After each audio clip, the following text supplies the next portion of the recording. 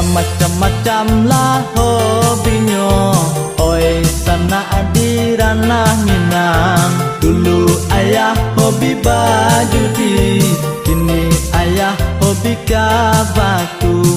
Jika ayah hobi bajudi, jaleh amak indak manarimo. Jika ayah hobi kabatu, tentu amak senang hatinya.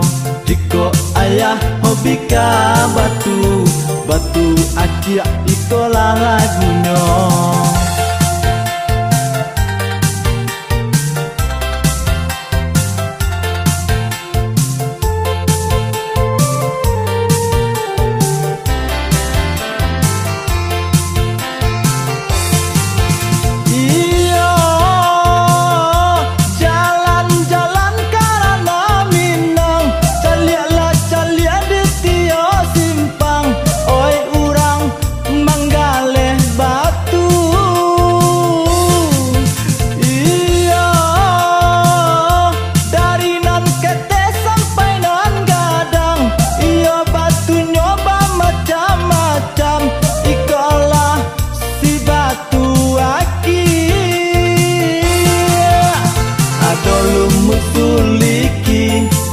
Ado dua lumut sungai Dareng, ado si batu giok, ado dua si batu mulia.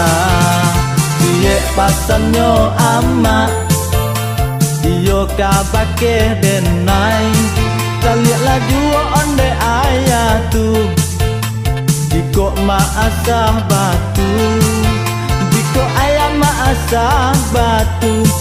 Batu lado jandi asah juo, jika ayam asah batu. Batu lado jandi asah juo.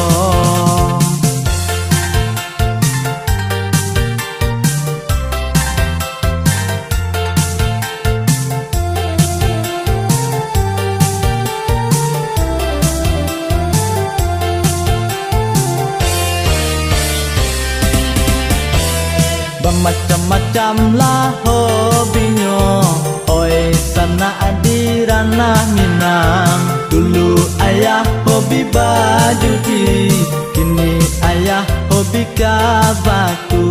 Jika ayah hobi bajudi, jaleh amak indak manarimo. Jika ayah hobi kabatu, tentu amak senang hatinya. Jika ayah hobi kabatu, batu akiak ikolah lagunya.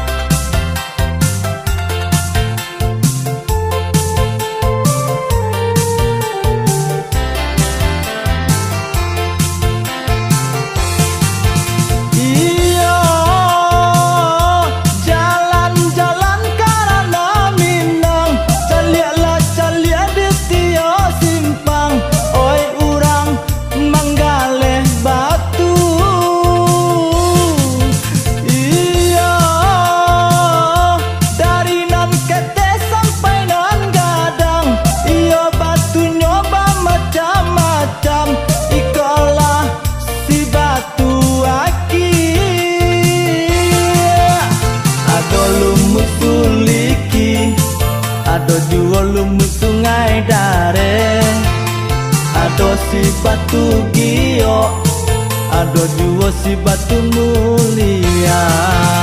Siye pasanyo amak, iyo kabake denai.